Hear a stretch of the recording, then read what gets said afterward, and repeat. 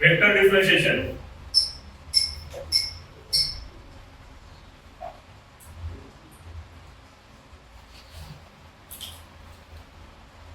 and vector integration. आता आहे तुमचा युनिट नंबर 5 सगळ्यात शेवटचा युनिट आहे. याच्यात तुम्हाला वेक्टर्स काय असतात? वेक्टर काय असतो माहिती? Force into direction is called as vector. Mostly vector आपण डिनोट करतो a bar is equal to a1i plus a2j plus a3 a bar. Okay. I j a bar are unit vector along the x, y, z axis. X axis ला I, y axis ला J आणि z axis ला K. ठीक आहे? याला I, J, K पण notation use केलं करतात.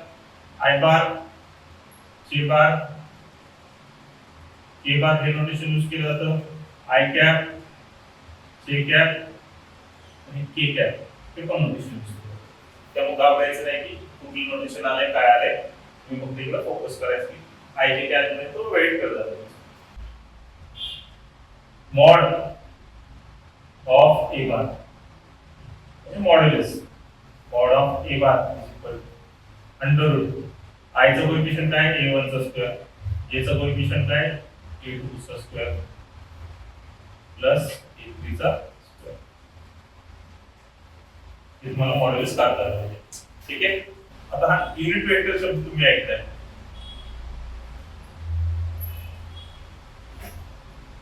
Unit vector of a bar.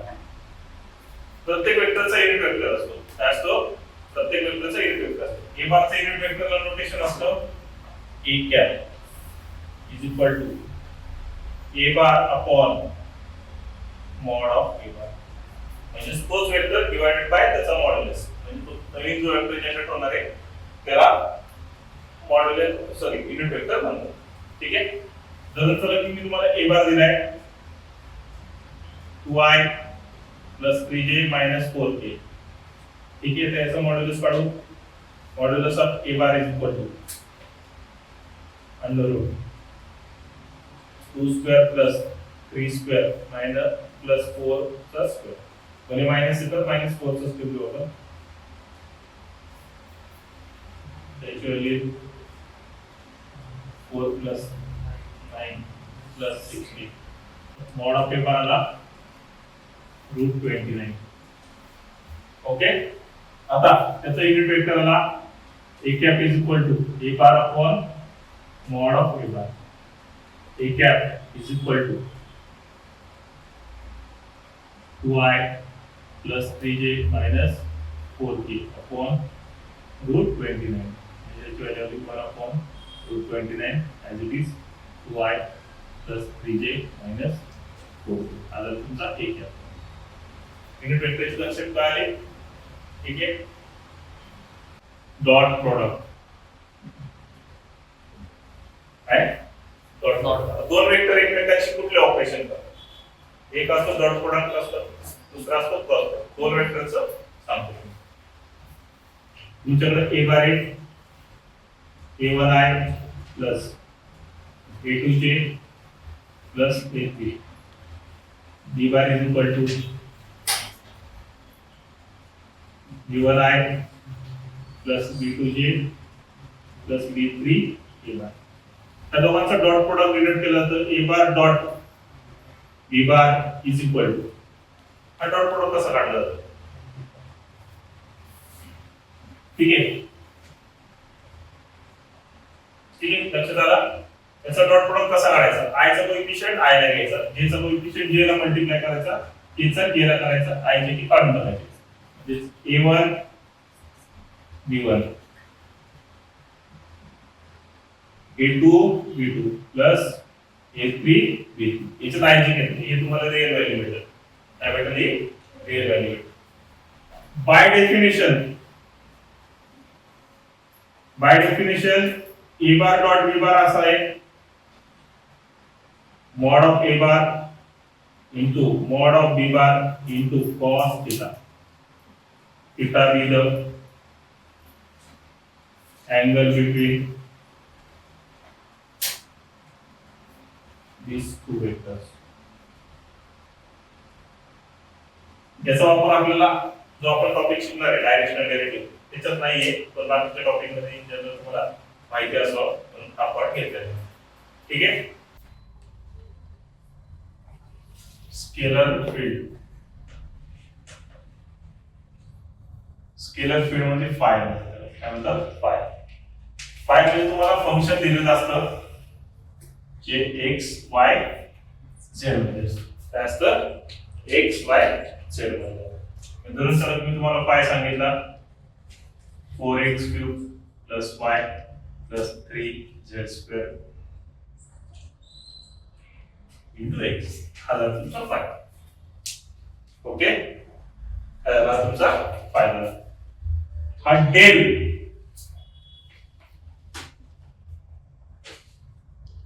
Operator आहे, काय डेल ऑपरेटर आहे. डेलची किंमत असते आय इंटू डेव ऑफ डेवा एक्स प्लस जे इंटू डेव ऑफ डेवा वाय प्लस के इंटू डेव ऑफ डेवा झेड. ठीक आहे. मोस्टली डेल ऑपरेट होतो स्केलर फील्डवर. मग तुम्हाला डेल फाय ची व्हॅल्यू असते आय इंटू डेवा पाय बाय डेवा एक्स प्लस जे इंटू डेवा पाय बाय डेवा वाय प्लस a इंटू डेव ऑफ पाय बाय डेव झेड ही त्याची व्हॅल्यू असते. ठीक आहे.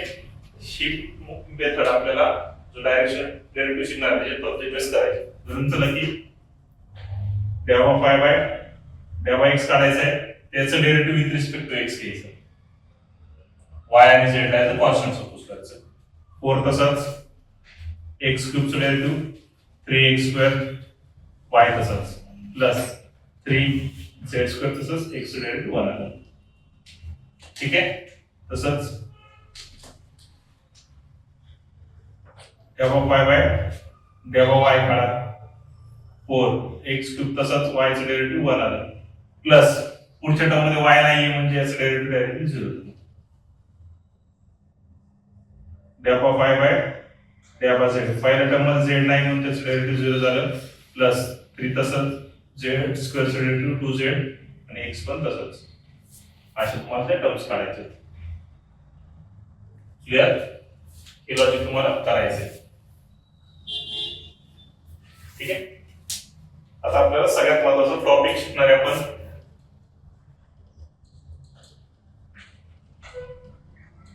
Directional derivative.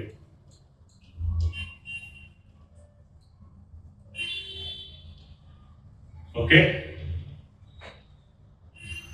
The directional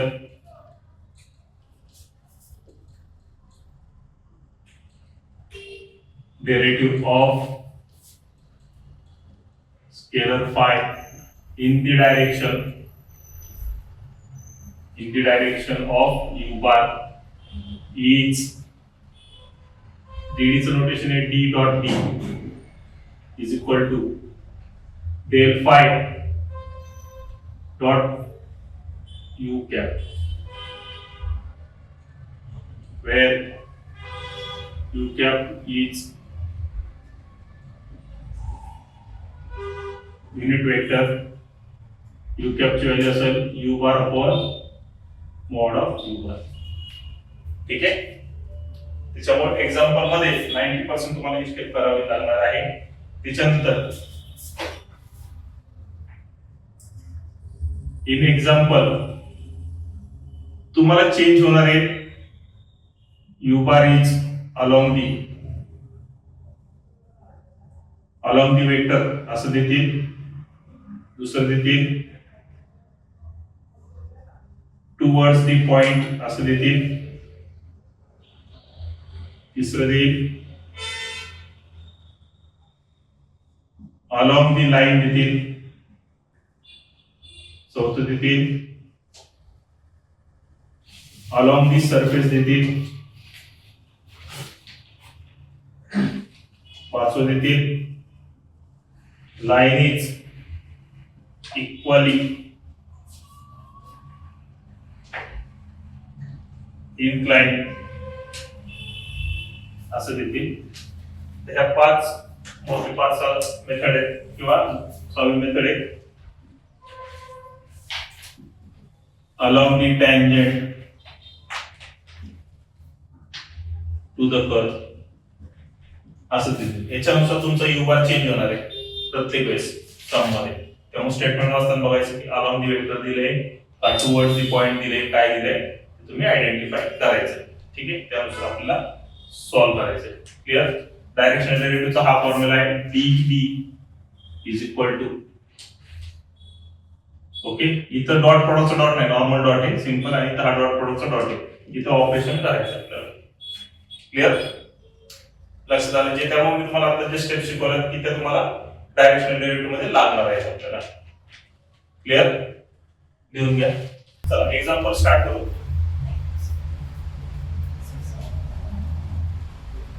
find the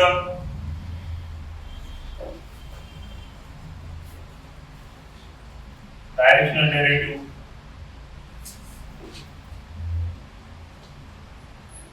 of phi is equal to xy plus y z square at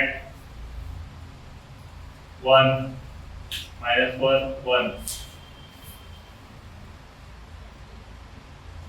towards the point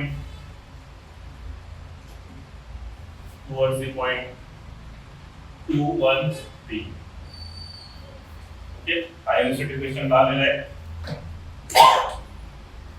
5 मार्काला पहिले याच्यात तुम्हाला 4 मार्काला आहे. ठीक आहे, तुम्हाला फाय दिलाय.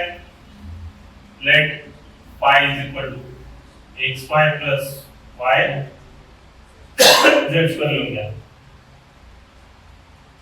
Then dd directional derivative is equal to del phi dot u cap equation number 1 करा. where u cap is equal to u bar upon mod of u bar आणि इक्वेशन नंबर 2 म्हणा. ओके, दोन्ही फॉर्म्युले लिहून घेतले. काही तुम्ही असं लिहू शकता the directional derivative is एवढं लिहिले की एक मार्क आहे. फॉर्म्युला लिहा नंतर फाय सॉल्व करा. आता आपल्याला डेल फाय काढायचा आहे. Del phi is equal to I into द्यावा फाय बाय द्यावा x प्लस k इनटू द्यावा फाय बाय द्यावा y प्लस k इनटू द्यावा फाय बाय द्यावा z. ओके, द्यावा फाय बाय द्यावा x. आता जे इक्वेशन तुमचं हा सेट आहे फाय वाला इक्वेशन त्याला differentiate with respect to x करा. x चं डेरिव्हेटिव्ह वर आलं y तसंच आहे प्लस टर्म मध्ये x नाही म्हणून याचं डेरिव्हेटिव्ह 0 होतं. द्यावा फाय बाय द्यावा y त्याचं derivative with respect to y करा पार्शियली. x तसंच y चं डेरिव्हेटिव्ह 1 प्लस y तसंच याचं डेरिव्हेटिव्ह y चं डेरिव्हेटिव्ह 1 आणि z स्क्वेअर तसंच. क्लियर. द्यावा फाय बाय द्यावा z is equal to 0 plus y into 2z. z स्क्वेअरचं डेरिव्हेटिव्ह आलं 2z. ते आता या व्हॅल्यू इथं काढून घेऊ. तिथं फक्त y इथं फक्त x प्लस z स्क्वेअर आणि ते 2yz. ओके, आता डेल फाय मध्ये टाकून द्या हा formula. Del phi is equal to yi plus x plus z square j plus 2yz केला. ओके, आपण व्हॅल्यू टाकून देऊ. ठीक आहे. आता हा जो शब्द आहे ऍट पॉइंट, तो इकडे म्हणतो, तो तिथं खाली द्यायचा ऍट पॉइंट 1 -1 1. याचा अर्थ आहे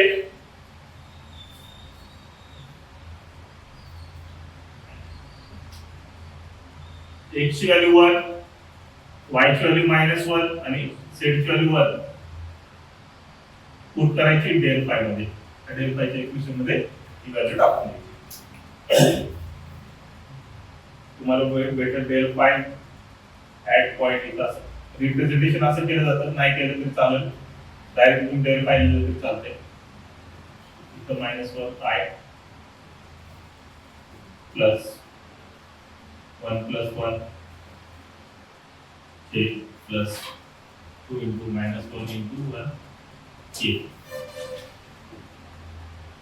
म्हणजे तुमचा डेल फाय आला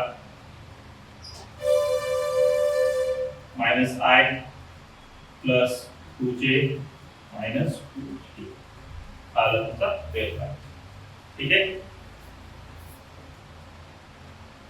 then u bar is along the, आता आपल्याला u bar काढायचं आहे.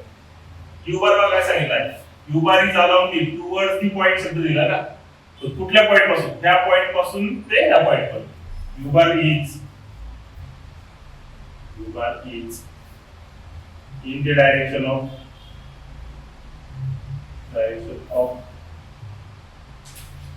t point 1 -1 1 towards the point. चला दुसऱ्या पॉइंटला नाव देऊ q 2 1 8. म्हणजे जो u बार आहे तो p पॉइंट पासून q पॉइंट पर्यंत आहे. म्हणजेच u bar is equal to pq bar म्हणायचं. pq bar. Okay. pq bar काढायचा x2 - x1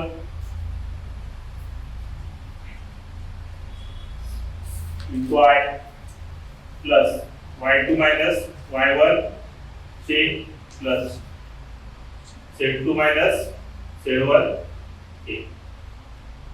हा फॉर्म्युला वापरायचा. ह्या पॉइंटला x2 y2 z2, p पॉइंटला x1 y1 z1. ठीक आहे.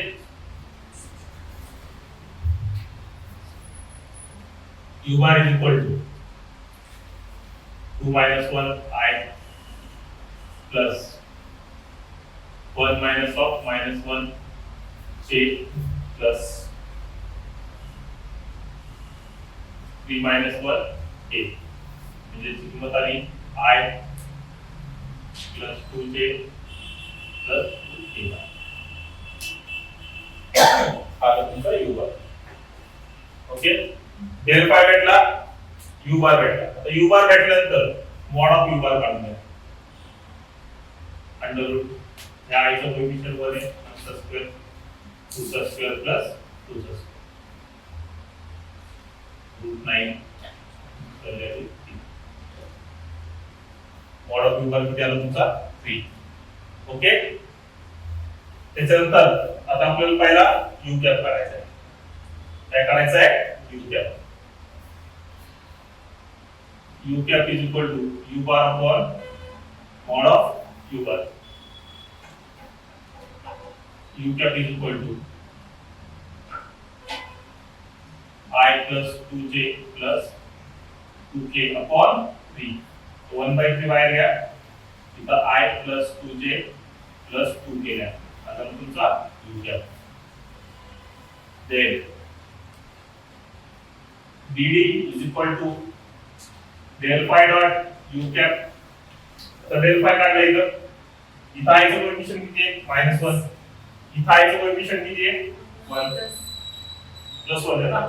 हा जो 1/3 आहे तो तसंच ठेवायचा बाहेर काढून. खाली कॅल्क्युलेशन करता.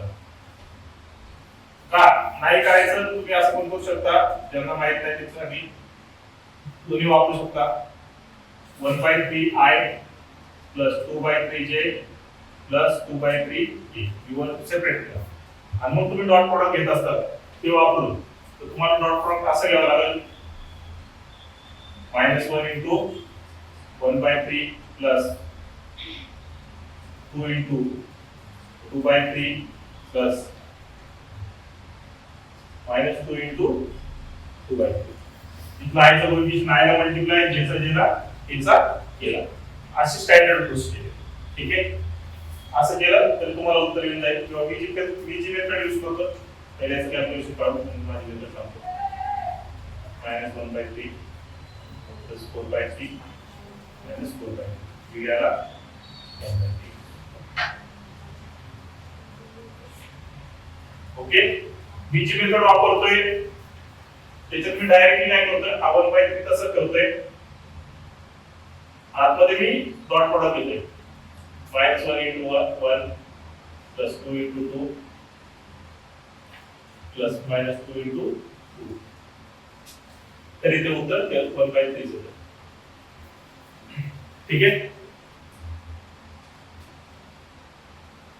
क्लियर ही प्रोसिजर आहे इन टुवर्ड्स दी पॉइंट साठी आली तर लॉजिक तुम्हाला हे वापरायचं ठीक आहे टुवर्ड्स दी नाही आलं तर इथपर्यंत एक्झाम्पल कुठलेही पाचवी टाइप मध्ये तुम्हाला कमी करायचं क्लियर